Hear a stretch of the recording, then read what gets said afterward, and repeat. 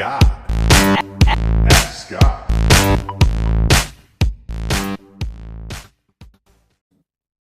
Hi, Scott. My name is Stephanie, and first of all, I'd like to say thanks for doing these podcasts. I feel that I learn a little bit more about selling on Amazon FBA with each podcast that I listen to. I am currently in the process of doing my product research, and just when I think I may have a product that may work, what I'm finding is that these products have patents on them, even though there may be a number of FBA sellers selling the same exact products. I guess my question to you is, for the products that you're currently selling, did you run into the same issues, and did you have to modify or alter your products? And if you did modify or alter your products, did you apply for a patent on your product design so that no one else can make the same modifications? Thanks in advance. I appreciate it. Hey, Stephanie, thank you so much for the question. Thanks for the kind words as well. And I'm glad that you're learning a little bit with each episode. I appreciate that.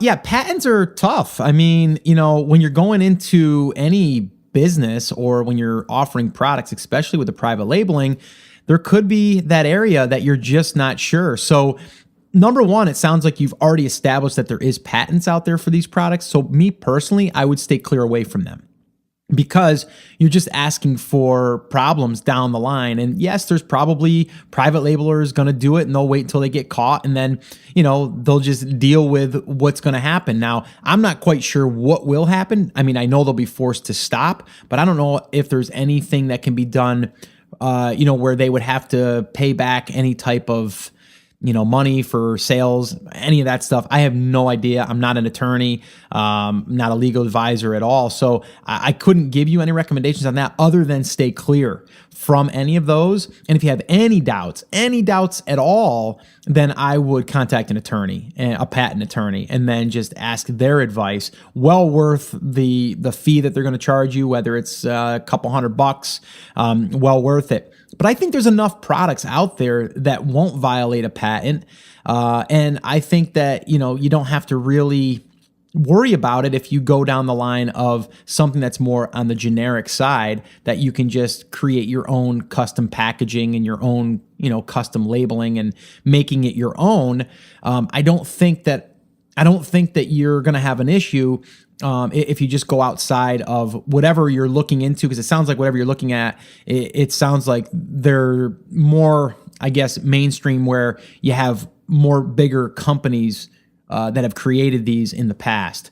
So if you are unsure and you wanted to just do a quick search, maybe you've already done this, but people that haven't, you can always visit the USPTO, United States Patent and Trademark Office website.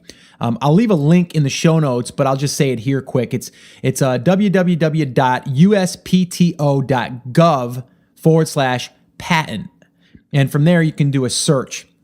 Now, again, these searches, are they up to date? Are they, are you putting in the wording right? Maybe you're going to miss something. To me, it's something you just kind of see on the broad level. Like if you put in garlic press, you might come through and see a bunch of people have one on a garlic press, but a certain handle, a certain style. And then from there, you can kind of see it. Now, the other way to know if someone has a patent is to just look at their packaging. A lot of times it'll either say patent or patent pending. And if any of that stuff is there, immediately I turn the other way. I would not even touch it, because I don't want to get into an issue with that down the line. So I'm glad you brought this up. I've mentioned it before, but I think it's worth mentioning again and again and again, because it is something that you want to be careful of. And if you're at all, questioning it, then definitely move away and just kind of look for other products. I think, especially in the beginning, that you feel would be, a little bit more basic or a little bit more plain, in a sense, to where you wouldn't be infringing on that. And I recently heard, I forget who it was from, but I believe it was from Ryan Moran, actually had said that on their yoga towel, I believe it was, that there was a patent thing, and it was on the shape, and they had to just change the shape. So it could be as simple as something like that. But again, I would probably, if anything was in question, I would contact an attorney on that. So hope that's been helpful. I think the biggest advice here for you would be, is especially if you're just getting started, is to, go with something that is not going to be infringing on a patent, that you're just totally 100% sure, and then move on from there. And if you ever wanted to patent something down the road, again, that's going to require a patent attorney,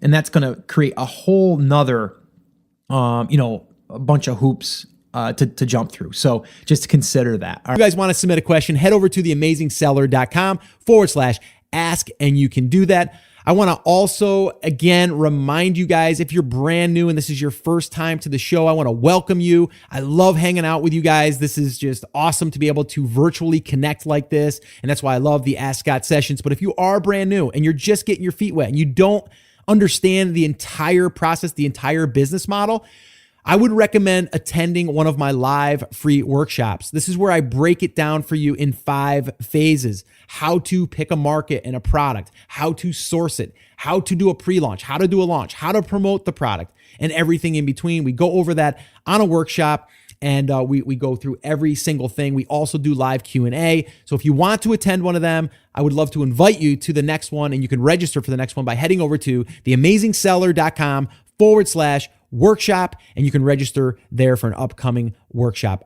Well, hey there. Thank you so much for listening to that episode of Ask Scott. Now, that was just a highlight from one of our full episodes where I generally answer 3 to 4 questions on a podcast. If you want to go back and listen to all of the past archives of not just the Ask Scott session, but all of the full episodes where I do interviews with top Amazon sellers, people starting from scratch and building a business, if you want to listen to any of those episodes, head over to theamazingseller.com, and you can find all of that over there. You can also find details there on how you can ask your own question and get it aired on an upcoming Ask Scott session, and possibly see it here on YouTube or just on the podcast. All right, so definitely head over to theamazingseller.com. There's tons of resources over there for you to be able to build your e-commerce and Amazon business. So definitely go check that out. Now, I just wanted to remind you one thing before I let you go. There's a lot of information out there, and some of it is really, really good. What I want you to remember is you have to not just consume the information, you have to actually apply that information.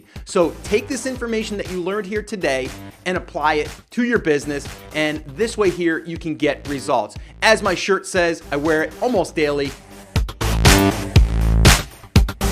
Take action. We'll see you guys.